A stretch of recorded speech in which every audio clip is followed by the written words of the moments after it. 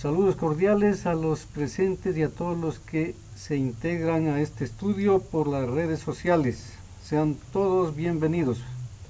Vamos a pedir en oración a nuestro Padre Celestial que nos dé permiso para este estudio. Oremos. Padre nuestro que estás en los cielos, santificado sea tu nombre. Te damos gracias porque estamos reunidos en el campo, un grupo de tus hijos, para darte gracias, alabarte y glorificarte, porque sabemos que donde están dos o tres reunidos, ahí está tu presencia, Señor.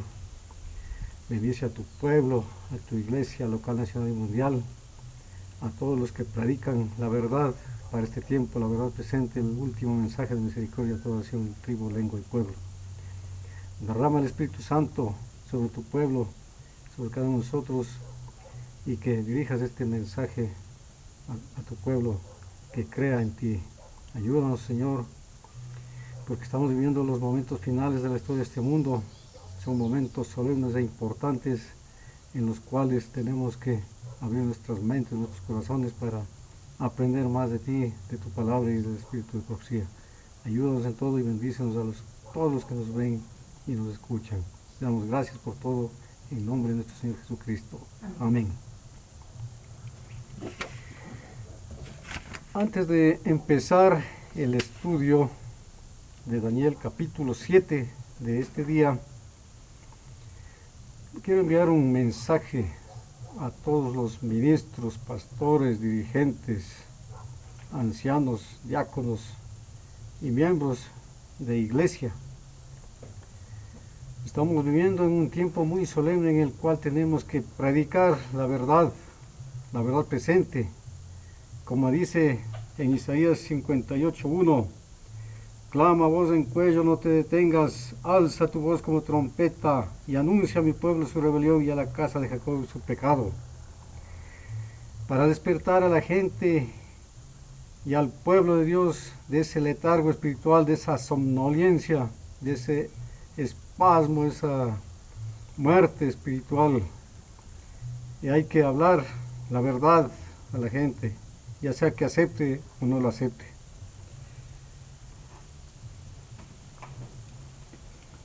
Es natural que el que obra mal tenga a los mensajeros de Dios por responsables de las calamidades que son el seguro resultado que produce el desviarse del camino de justicia. Los que se colocan bajo el poder de Satanás no pueden ver las cosas como Dios la ve. Cuando se los confronta con el espejo de la verdad, se indignan al pensar que son arrepentidos. Cegados por el pecado, se niegan a arrepentirse, consideran que los siervos de Dios se han vuelto contra ellos y que merecen la censura más severa. Hoy también es necesario que se eleve una reprensión severa, porque graves pecados han separado al pueblo de su Dios. La incredulidad se está poniendo de moda aceleradamente. Millares declaran: no queremos que éste reine sobre nosotros. Lucas 19:14. Los suaves sermones que se predican con tanta frecuencia no hacen impresión duradera. Repito, los suaves sermones que se predican con tanta frecuencia no hacen impresión duradera. La trompeta no deja oír un sonido certero. Los corazones de los hombres no son conmovidos por las claras y agudas verdades de la palabra de Dios. Son muchos los cristianos profesos que dirían, si expresasen sus sentimientos verdaderos: ¿qué necesidad hay de hablar con tanta claridad? Podrían preguntar también, ¿qué necesidad tenía Juan el Bautista de decir a los fariseos: oh generación de víboras, ¿quién os enseñó a huir de la ira que vendrá? Lucas 3:7. ¿Había acaso alguna necesidad de que provocase la ira de Herodías, diciendo a Herodes que era ilícito de su parte vivir con la esposa de su hermano? El precursor de Cristo perdió la vida por hablar con claridad. El precursor de Cristo perdió la vida por hablar con claridad. ¿Por qué no podría haber seguido él por su camino sin incurrir en el desagrado de los que vivían en el pecado? Así han arguido hombres que debieran haberse destacado como fieles guardianes de la ley de Dios, hasta que la política de conveniencia reemplazó la fidelidad y se dejó sin reprensión al pecado. ¿Cuándo volverá a oírse en la iglesia la voz de las reprensiones fieles? Pregunto, ¿cuándo volverá a oírse en la iglesia la voz de las reprensiones fieles? Tú eres aquel hombre, 2 Samuel 2:7. Es muy raro que se oigan en los púlpitos modernos o que se lean en la prensa pública palabras tan inequívocas y claras como las dirigidas por Natán a David. Si no escasearan tanto, veríamos con más frecuencia manifestaciones del poder de Dios entre los hombres. Los mensajeros del Señor no deben quejarse de que sus esfuerzos permanecen sin fruto. Si ellos mismos no se arrepienten de su amor por la aprobación, de su deseo de agradar a los hombres, que los induce a suprimir la verdad. Los ministros que procuran agradar a los hombres y claman paz, paz, cuando Dios no ha hablado de paz, debieran humillar su corazón delante del Señor y pedirle perdón por su falta de sinceridad y de valor moral. No es el amor a su prójimo lo que los induce a suavizar el mensaje que se les ha confiado, sino el hecho de que procuran complacerse a sí mismos y aman su comodidad. El verdadero amor se esfuerza en primer lugar por honrar a Dios y salvar las almas. Los que tengan este amor no eludirán la verdad para ahorrarse los resultados desagradables que pueda tener el hablar claro. Cuando las almas están en peligro, los ministros de Dios no se tendrán en cuenta a sí mismos, sino que pronunciarán las palabras que se les ordenó pronunciar y se negarán a excusar el mal o hallarse paliativos. Ojalá que cada ministro comprendiese cuán sagrado es su cargo y su santa obra y revelase el mismo valor que manifestó Elías. Como mensajeros designados por Dios, los ministros ocupan puestos de tremenda responsabilidad. A cada uno de ellos le toca cumplir este consejo: reprende, exhorta con toda paciencia y doctrina. 2 de Timoteo 4:2. Deben trabajar en lugar de Cristo como dispensadores de los misterios del cielo, animando a los obedientes y amonestando a los desobedientes. Las políticas del mundo no deben tener peso para ellos. No deben desviarse de la senda por la cual Jesús les ha ordenado andar. Deben ir delante con fe, recordando que los rodea una nube de testigos. No les toca pronunciar sus propias palabras, sino las que les ordenó decir uno mayor que los potentados de la tierra. Su mensaje debe ser: así dijo Jehová. Dios llama a hombres como Elías, Natán y Juan el Bautista, hombres que darán su mensaje con fidelidad y respectivamente de las consecuencias, hombres que dirán la verdad con valor, aun cuando ello exige el sacrificio de todo lo que tienen. Dios no puede usar hombres que en tiempo de peligro, cuando se necesita la fortaleza, el valor y la influencia de todos, temen decidirse firmemente por lo recto. Llama a hombres que pelearán fielmente contra lo malo, contra principados y potestades, contra los gobernadores de las tinieblas de este mundo, contra la impiedad espiritual de los encumbrados. A los tales dirigirá las palabras: bien, buen siervo fiel, entra en el gozo de tu Señor. Mateo 25:23. Muy bien, ahora vamos a empezar el estudio de Daniel capítulo 7. El título para este mensaje es el segundo mensaje profético de Daniel. El segundo mensaje profético de Daniel. Hoy vamos a ver la primera parte. Desde Daniel capítulo 7, versículos del 1 al 8. Daniel 7, versículos del 1 al 8. Primera parte, con su subtítulo, Las 4 bestias y el cuerno pequeño.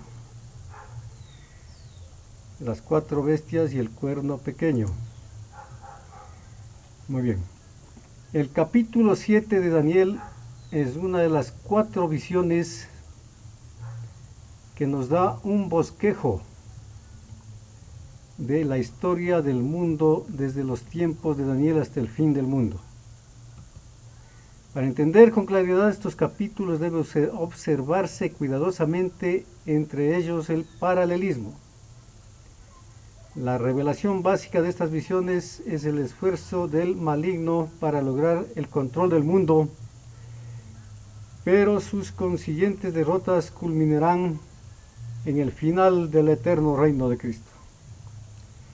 Por un tiempo, Satanás parece tener la vara alta y de estar a punto de triunfar. Por un periodo de 1260 años, su poder tenebroso dominará, pero al tiempo del fin será puesto en jaque, la luz brillará y los acontecimientos finales de la historia del mundo se llevarán a cabo. Ahora pasemos a leer Daniel capítulo 7, versículo 1, que dice lo siguiente, Daniel 7:1. En el primer año de Belsasar, rey de Babilonia, tuvo Daniel un sueño y visiones de su cabeza mientras estaba en su lecho. Luego escribió el sueño y relató lo principal del asunto.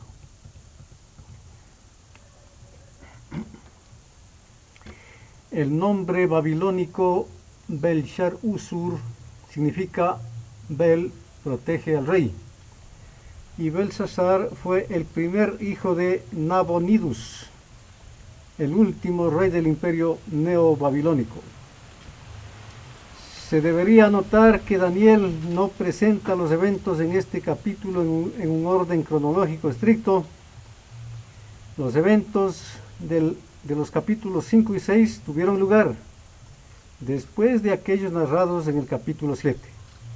Pero sin duda, por razones de continuidad, la narración histórica es llevada a cabo del capítulo 1 hasta el 6. Esto lo encontramos en el comentario bíblico, tomo 4, páginas 801 al 819.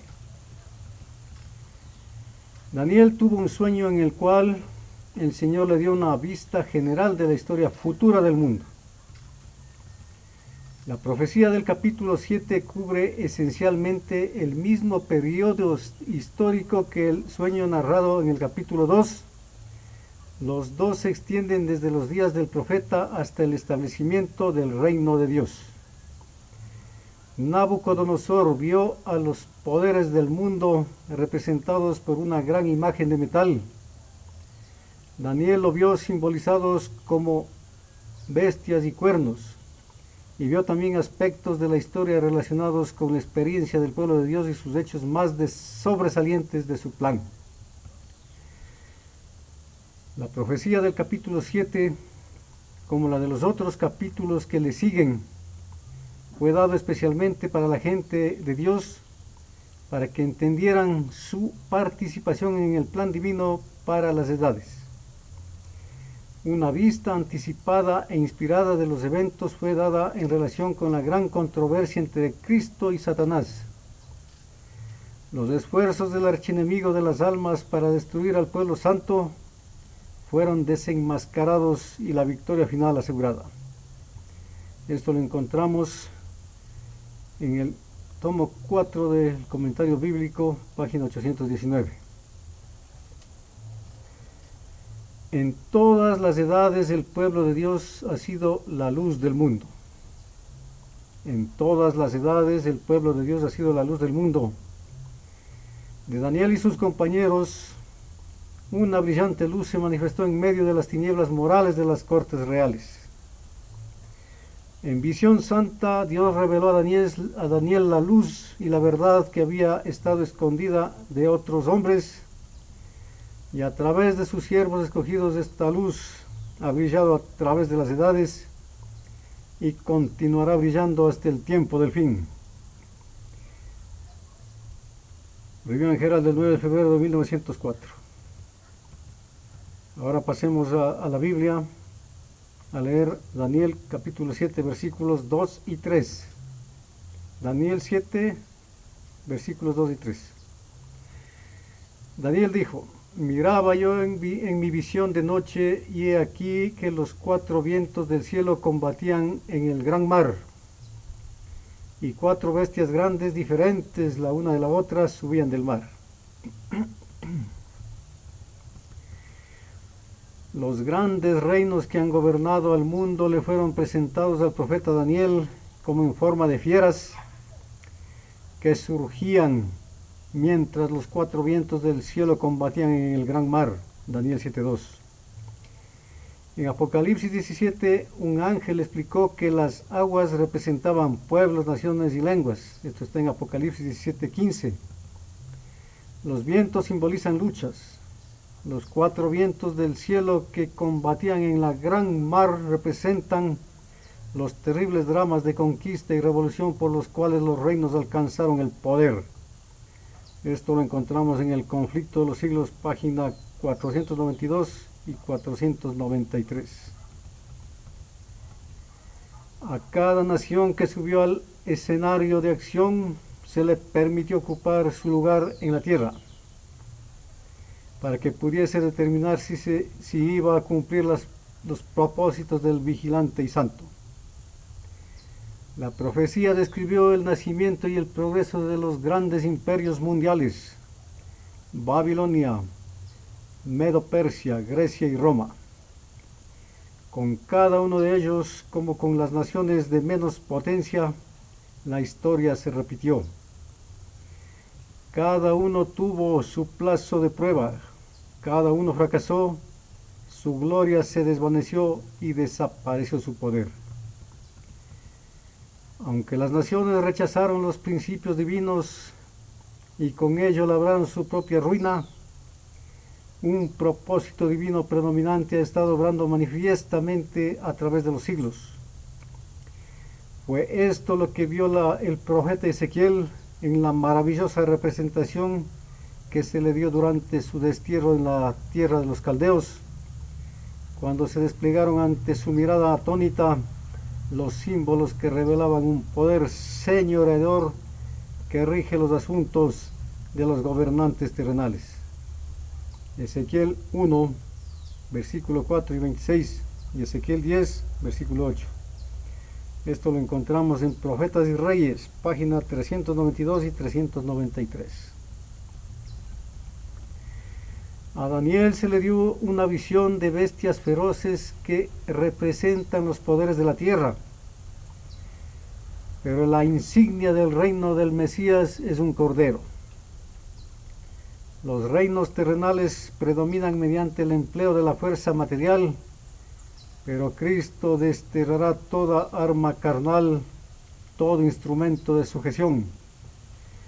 Su reino había de establecerse para elevar y ennoblecer a la humanidad caída. Carta 32 de 1899. Pasemos a la Biblia, a Daniel 7, versículo 4. Daniel 7, versículo 4 dice lo siguiente: la primera era como león y tenía alas de águila. Yo estaba mirando hasta que sus alas fueron arrancadas y fue levantada del suelo y se puso enhiesta sobre los pies a manera de hombre, y le fue dado corazón de hombre. El profeta Jeremías declara en el capítulo 4, versículos 5 y 7, y también en el capítulo 50, versículo 17, lo siguiente: anunciad en Judá y proclamad en Jerusalén y decid: tocad trompeta en la tierra, pregonad, juntaos y decid: reuníos y entrémonos en las ciudades fortificadas. El león sube de la espesura y el destruidor de naciones está en marcha y ha salido de su lugar para poner tu tierra en desolación. Tus ciudades quedarán asoladas y sin morador. También leamos Habacuc capítulo 1 versículos del 6 al 8. Dice lo siguiente, Habacuc 1 del 6 al 8.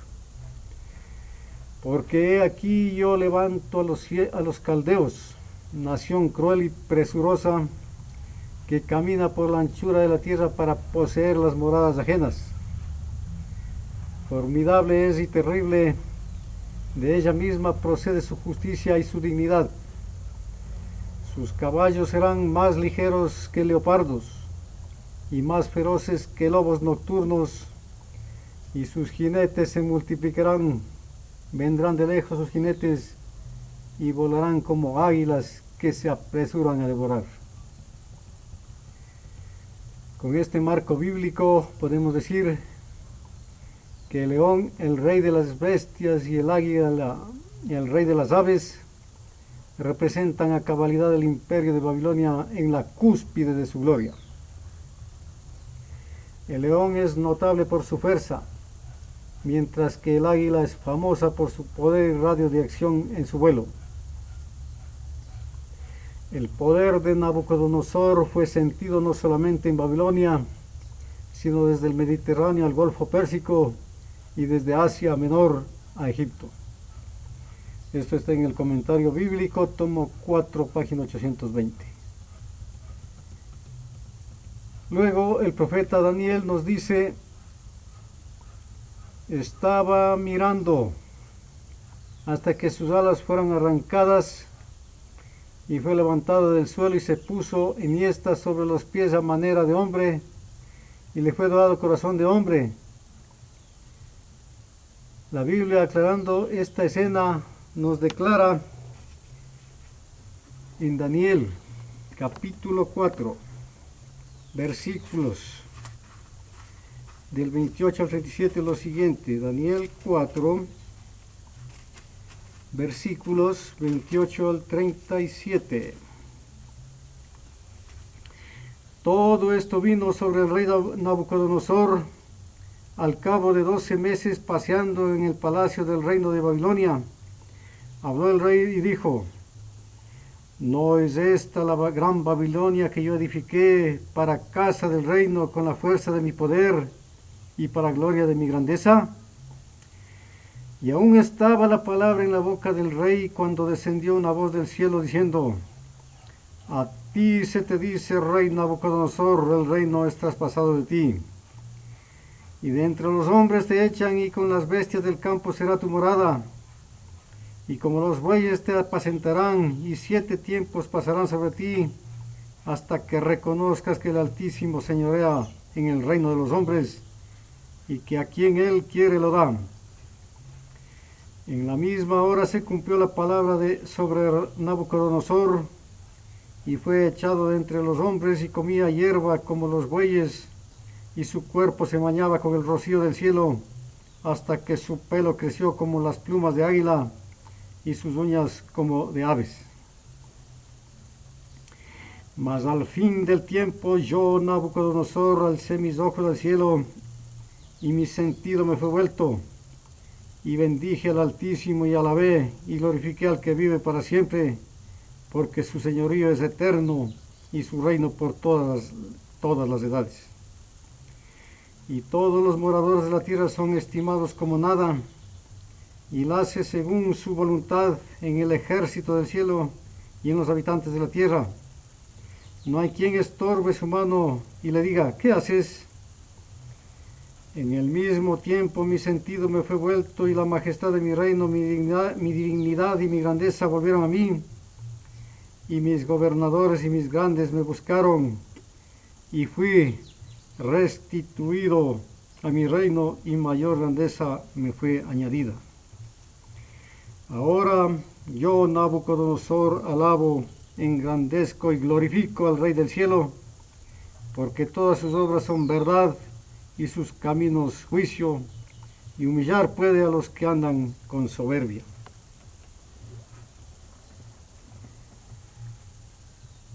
El verso 37 registra las últimas palabras del rey Nabucodonosor, las palabras de alabanza, reconocimiento y glorificación al Rey de los cielos.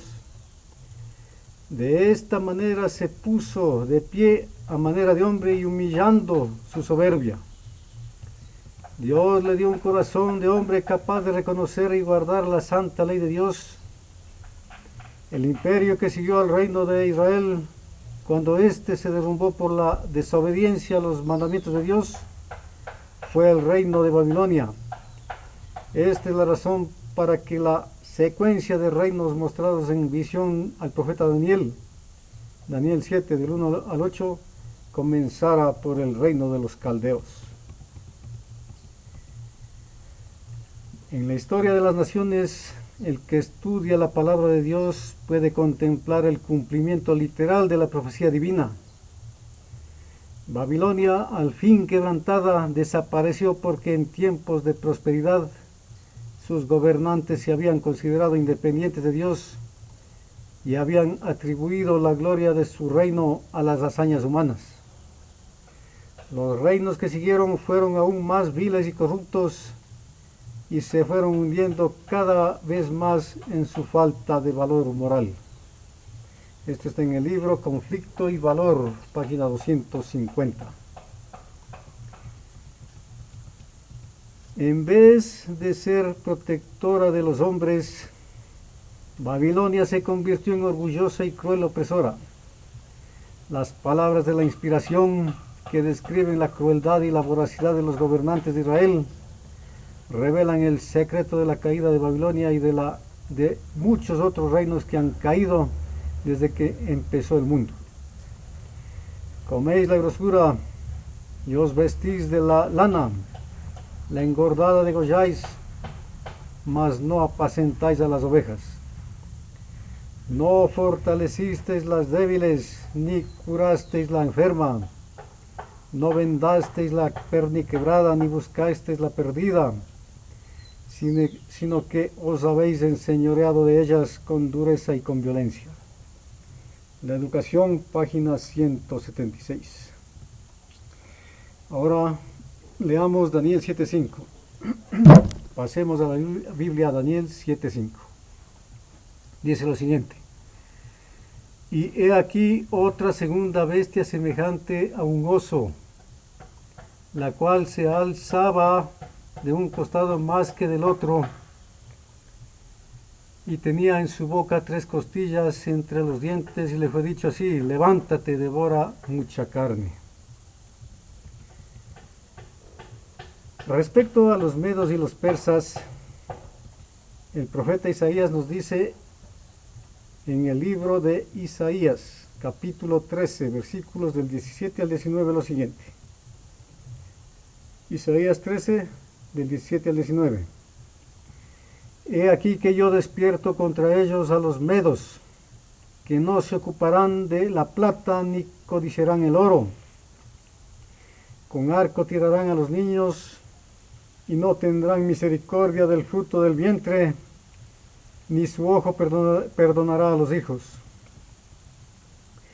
Y Babilonia, hermosura de reinos y ornamento de la grandeza de los caldeos, será como Sodoma y Gomorra, a las que trastornó Dios.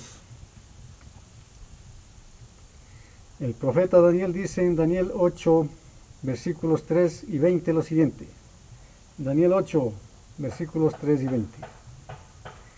Alcé los ojos y miré, y he aquí un carnero que estaba delante del río, y tenía 2 cuernos, y aunque los cuernos eran altos, uno era más alto que el otro, y el más alto creció después.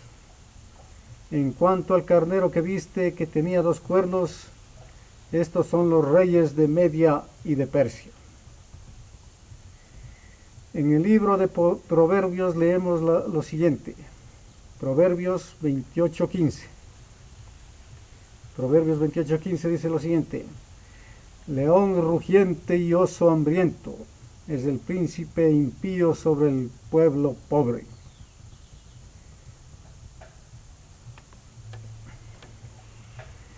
Los persas o imperio medo-persa corresponde a la plata en la imagen de Daniel 2:39.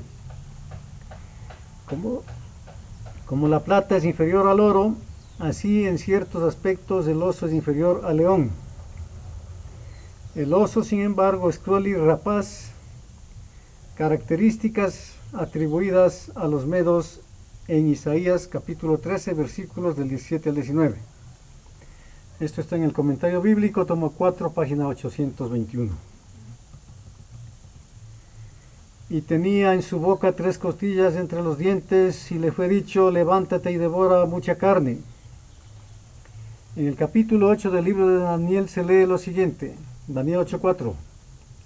Vi que el carnero hería con los cuernos al poniente, al norte y al sur, y que ninguna bestia podía parar delante de él, ni había quien escapase de su poder, y hacía conforme a su voluntad, y se engrandecía.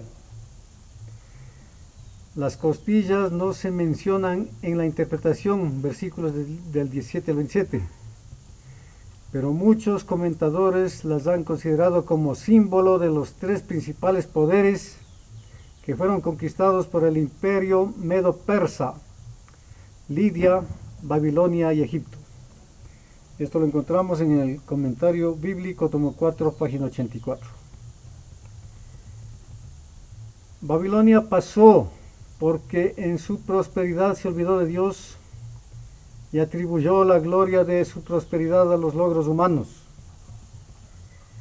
El reino medo-persa fue visitado por la ira del cielo, porque en este reino la ley de Dios fue pisoteada. El temor del Señor no se encontró lugar en los corazones del pueblo. Las influencias prevalecientes en Medo-Persia eran la perversidad, la blasfemia y la corrupción. Esto lo encontramos en el Instructor de los Jóvenes, 22 de septiembre de 1903. Esta misma potestad universal fue ejercida por los descendientes de Nabucodonosor, hasta que, casi 70 años después, en los días de Belsasar, debido a la iniquidad de la nación, el reino quedó dividido y entregado a los medo-persas. Así se levantó la segunda monarquía universal, Medo-Persia. Esto está en la Review Herald del 23 de enero de 1908. Ahora pasemos a leer en la Biblia. Daniel 7, versículo 6. Dice lo siguiente, Daniel 7:6. Después de esto miré, y he aquí otra, semejante a un leopardo, con 4 alas de ave en sus espaldas. Tenía también esta bestia 4 cabezas, y le fue dado dominio.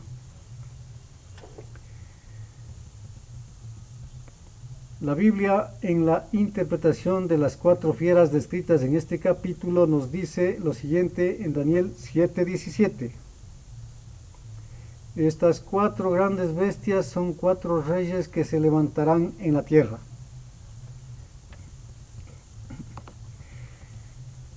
En el capítulo 8 se dice lo siguiente en Daniel 8, versículos del 5 al 8. Mientras yo consideraba esto, he aquí un macho cabrío venía del lado del poniente sobre la faz de toda la tierra sin tocar tierra.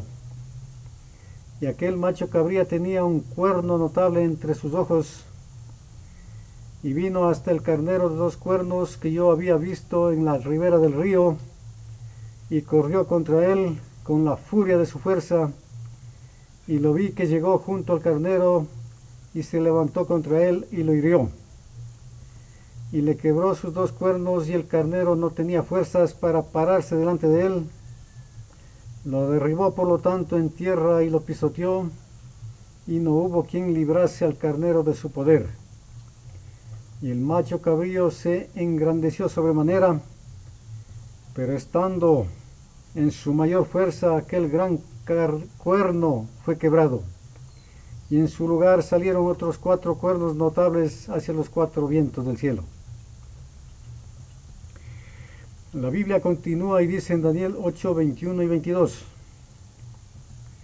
Aún estaba hablando en oración cuando el varón Gabriel, a quien había visto en la visión al principio volando con presteza, vino a mí como a la hora del sacrificio de la tarde, y me hizo entender y habló conmigo diciendo: Daniel, ahora he salido para darte sabiduría y entendimiento. Tenía esta bestia 4 cabezas. Apenas si el imperio griego conservó su unidad un poco más que durante la vida de Alejandro. Después de su brillante carrera quedó tronchada por una fiebre inducida por la orgía y la borrachera. El imperio quedó dividido entre sus 4 generales principales. Casandro tuvo Macedonia y Grecia en el oeste. Lisímaco recibió Francia y las partes de Asia que están sobre el Helesponto y el Bósforo por el norte. Ptolomeo obtuvo Egipto, Libia, Arabia y Palestina en el sur, y Seleuco recibió Siria y todo el resto de los dominios de Alejandro en el oriente. En el año 301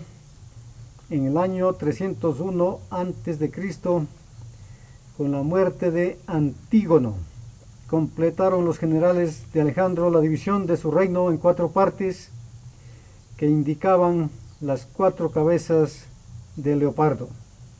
Esto está en el libro de Urias Smith, las profecías de Daniel y de Apocalipsis, tomo 1, página 83.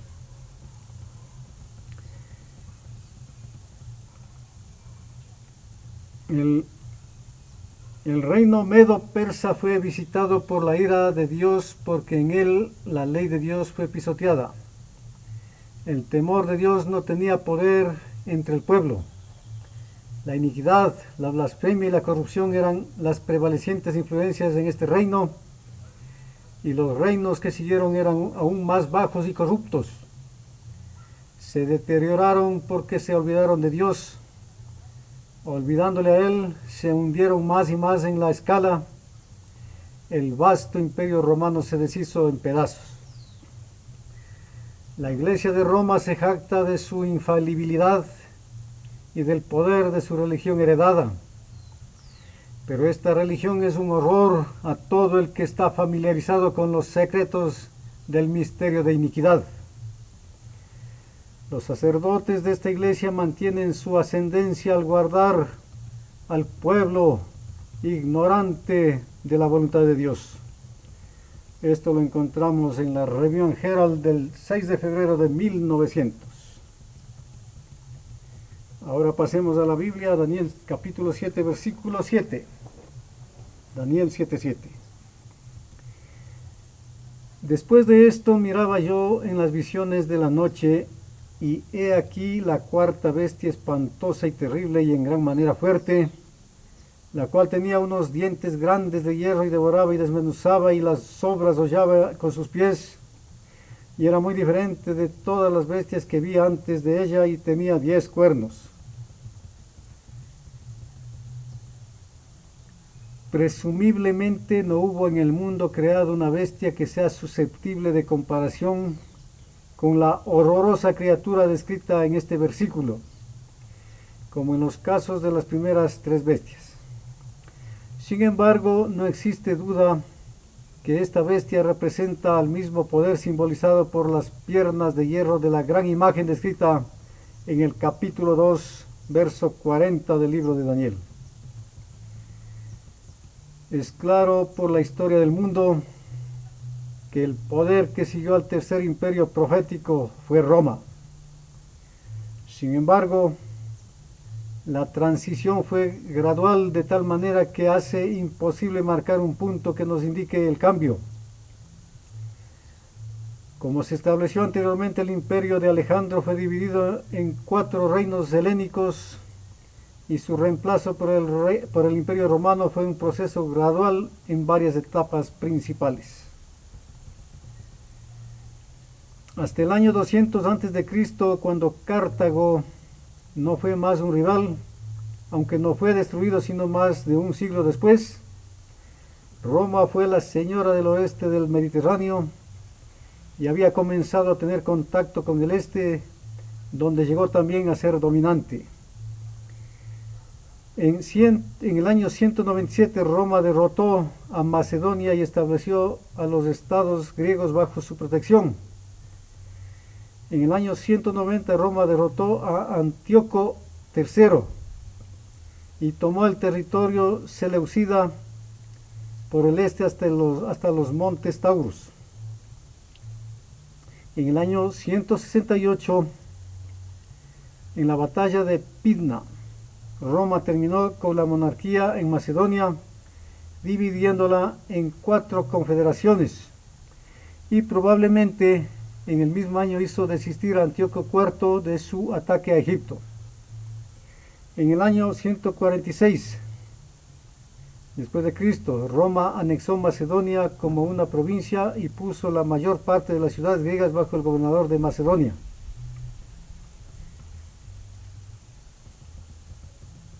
Si el dominio de Roma sobre el este es reconocido desde la destitución de las 3 monarquías helénicas por el poder de Roma, el año 168 puede ser considerado como la primera etapa en el proceso. Sin embargo, los reyes Seleucida y Ptolomeicos permanecieron en sus tronos hasta mucho después, el año 63 en Siria y el año 30 en Egipto. Si las fechas de estas anexiones de estos 3 reinos como provincias romanas son escogidas, las fechas serían los años 146, 64 y 30 respectivamente. Algunos historiadores enfatizan el año 168 porque en ese tiempo Roma conquistó Macedonia y había librado a Egipto de caer bajo el poder del reino seleucida, al impedir la invasión de Antíoco IV.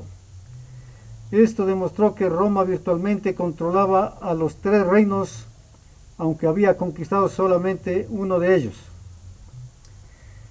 No se puede dar una sola fecha para un proceso gradual, sin tomar en cuenta la fecha o fechas más significantes.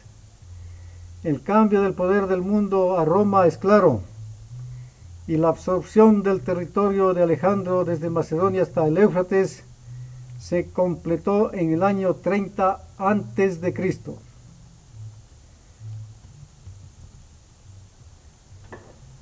Unos dientes grandes de hierro.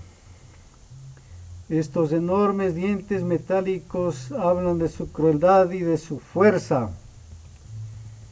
Como el animal hace pedazos y devora a su presa con sus colmillos grotescos, así Roma devora a las naciones y gentes con sus conquistas. En ciertas ocasiones fueron destruidas ciudades enteras, como en el caso de Corinto en el año 146 a.C. Reinos como Macedonia y los dominios seleucidas fueron divididos en provincias, y las obras hollaba con sus pies.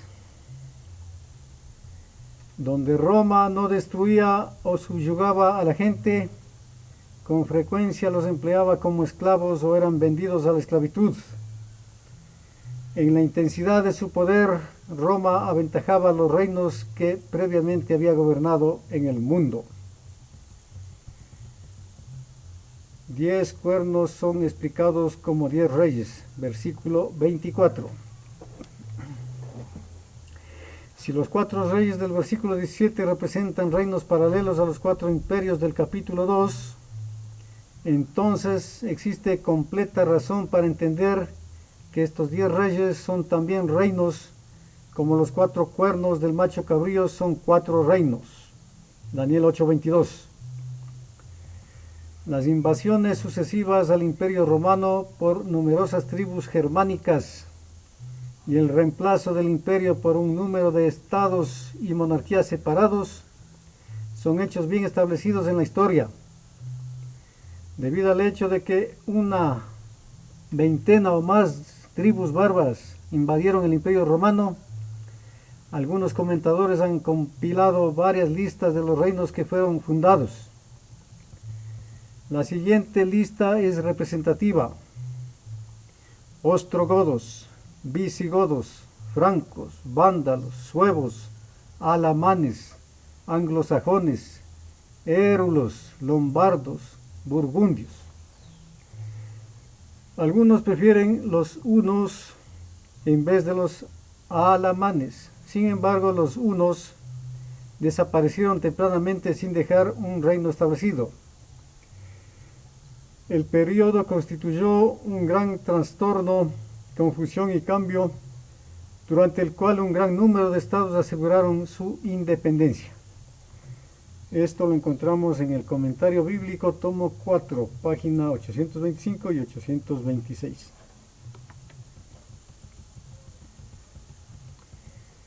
El reino medo-persa fue visitado por la ira de Dios, porque en él la ley de Dios fue pisoteada. El temor de Dios no tenía poder entre el pueblo. La iniquidad, la blasfemia y la corrupción eran las prevalecientes influencias en este reino, y los reinos que siguieron eran aún más bajos y corruptos. Se deterioraron porque se olvidaron de Dios. Olvidándole a él, se hundieron más y más en la escala. El vasto imperio romano se deshizo en pedazos. La iglesia de Roma se jacta de su infalibilidad y del poder de su religión heredada. Pero esta religión es un horror a todo el que está familiarizado con los secretos del misterio de iniquidad. Los sacerdotes de esta iglesia mantienen su ascendencia al guardar al pueblo ignorante de la voluntad de Dios. Esto lo encontramos en la Review Herald del 6 de febrero de 1900. Pasemos a la Biblia, a Daniel capítulo 7, versículo 8. Dice lo siguiente, Daniel 7:8. Mientras yo contemplaba los cuernos, he aquí que otro cuerno pequeño salía entre ellos, y delante de él fueron arrancados 3 cuernos de los primeros, y he aquí que este cuerno tenía ojos como de hombre y una boca que hablaba grandes cosas. En la explicación acerca del cuerno pequeño, la Biblia dice en Daniel 7:24 lo siguiente: y los 10 cuernos significan que de aquel reino se levantarán 10 reyes, y tras ellos se levantará otro, el cual será diferente de los primeros, y a 3 reyes derribará. En el libro de Apocalipsis capítulo 13 versículo 2 podemos leer lo siguiente: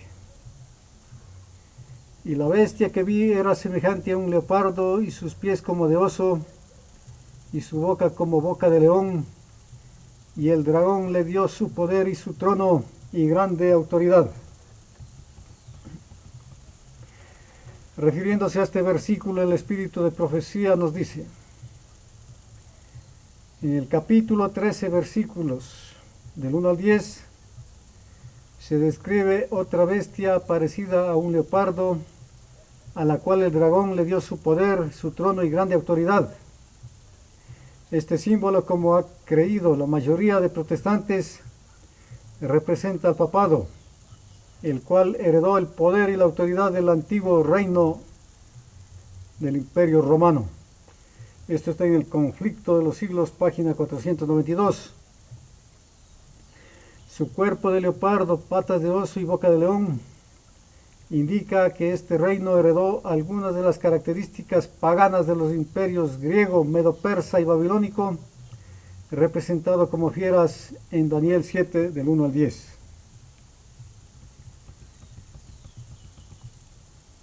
Fuera de las ruinas de la Roma política, se levantó el gran imperio moral en la forma gigante de la Iglesia romana. Dentro del Imperio Romano los papas no tenían poder temporal, pero cuando el Imperio Romano se había desintegrado y su lugar había sido tomado por varios reinos bárbaros rudos, la Iglesia Católica Romana no solamente llegó a ser independiente de los estados en materia religiosa, sino que también dominó los asuntos seglares. A veces dentro de los gobernantes tales como Carlomagno, año 768 al 814, Otto el Grande, año 936 al 73, y Enrique III, 1039 al 56. El poder civil controló la iglesia en cierta extensión, pero en general dentro del sistema político débil del feudalismo, la bien organizada, unificada y centralizada iglesia, con el Papa a la cabeza, no solamente fue independiente en los asuntos religiosos, sino que controlaba los asuntos civiles. Esto está en el comentario bíblico, página 826. Delante de él fueron arrancados 3 cuernos de los primeros. El cuerno pequeño es símbolo de la Roma papal. Entonces la arrancadura de los 3 cuernos primeros simboliza la caída de 3 de las naciones bárbaras. Entre las obstrucciones principales para el levantamiento de Roma papal como un poder político fueron los érulos, los vándalos y los ostrogodos. Todos profesaban el arrianismo. Todos profesaban el arrianismo, el cual fue el rival más formidable del catolicismo. Esto lo encontramos en el comentario bíblico, tomo 4, página 826.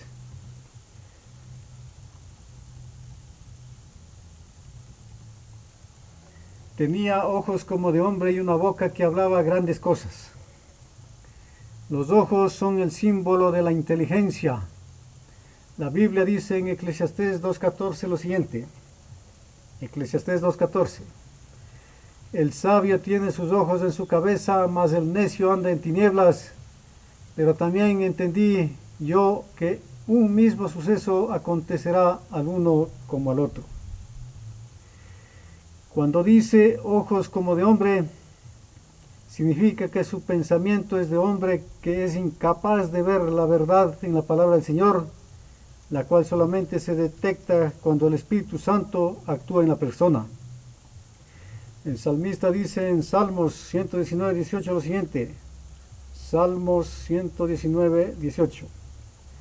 Abre mis ojos y miraré las maravillas de tu ley. El cuerno pequeño reconoce que existe un Dios, pero no conoce al yo soy, el que soy. En el libro de Lucas 6:45 se declara: el hombre bueno del buen tesoro de su corazón saca lo bueno, y el hombre malo del mal tesoro de su corazón saca lo malo, porque de la abundancia del corazón habla la boca. El ángel, explicándole al profeta Daniel, le dice lo siguiente. Leamos Daniel 7:25. Daniel 7:25. Y hablará palabras contra el Altísimo, y a los santos del Altísimo quebrantará, y pensará en cambiar los tiempos y la ley, y serán entregados en su mano hasta tiempo sin medio tiempo. En el libro de Apocalipsis, el profeta Juan declara lo siguiente. Veamos Apocalipsis 13, versículos 1, 2, 5, 6 y 7. Apocalipsis 13, versículos 1, 2, 5, 6 y 7. Me paré sobre la arena del mar y vi subir del mar una bestia que tenía 7 cabezas y 10 cuernos, y en sus cuernos 10 diademas, y sobre sus cabezas un nombre blasfemo. Y la bestia que vi era semejante a un leopardo, y sus pies como de oso, y su boca como boca de león. Y el dragón le dio su poder y su trono y grande autoridad. También se le dio boca que hablaba grandes cosas y blasfemias, y se le dio autoridad para actuar 42 meses. Y abrió su boca en blasfemias contra Dios, para blasfemar de su nombre, de su tabernáculo y de los que moran en el cielo. Y se le permitió hacer guerra contra los santos y vencerlos. También se le dio autoridad sobre toda tribu, pueblo, lengua y nación. Una de las principales doctrinas del romanismo enseña que el Papa es cabeza visible de la Iglesia Universal de Cristo, y que fue investido de suprema autoridad sobre los obispos y los pastores de todas las partes del mundo. Aún más, el Papa se ha dado los títulos propios de la divinidad. Se le ha titulado Señor Dios el Papa. Véase una glosa de las extravagantes del Papa Juan 22, título 14, capítulo 4, Declaremus. En una edición de las extravagantes, impresa en Amberes en 1584, se encuentran en la columna 153 las palabras Dominum Deum Nostrum Papam, Nuestro Señor Dios el Papa. En una edición de París del año 1612 se halla en la columna 40. Esto lo encontramos en el Conflicto de los Siglos, página 38. Y se le ha declarado infalible. Exige que todos los hombres le rindan homenaje. La misma que sostuvo Satanás cuando tentó a Cristo en el desierto, la sostiene aún por medio de la Iglesia de Roma, y muchos son los que están dispuestos a rendirle homenaje. Y blasfemias. Blasfemia, de acuerdo a la Biblia, Mateo 26, 63 al 65, es atribuirse cualidades divinas siendo humano. El advenimiento de la Iglesia romana al poder marcó el principio de la Edad Media. A medida que crecía su poder, las tinieblas se hacían más densas. La fe pasó de Cristo, el verdadero fundamento, al Papa de Roma. En vez de confiar en el Hijo de Dios para obtener perdón de sus pecados y la salvación eterna, el pueblo recurría al Papa y a los sacerdotes y prelados a quienes él invistiera de autoridad. Se le enseñó que el Papa era su mediador terrenal y que nadie podía acercarse a Dios sino por medio de él, y andando el tiempo se le enseñó también que para los fieles el Papa ocupaba el lugar de Dios y que por lo tanto debían obedecerle implícitamente. Esto lo encontramos en el Conflicto de los Siglos, página 39. El profeta Daniel declaró que la Iglesia de Roma, simbolizada por el cuerno pequeño, pensaría en cambiar los tiempos y las leyes, Daniel 7:25, mientras que Pablo describió como el hombre de pecado, segunda de Tesalonicenses capítulo 2 versículos 3 y 4, quien habría de exaltarse por encima de Dios. Solo cambiando la ley de Dios podía el papado exaltarse por encima de Dios. Quien sea que, conociendo ya la verdad sobre el sábado, guarde la ley así cambiada, estaría rindiendo supremo honor a ese poder el cual el cambio fue hecho. Tal acto de obediencia a las leyes papales sería una marca de lealtad al Papa en lugar a Dios.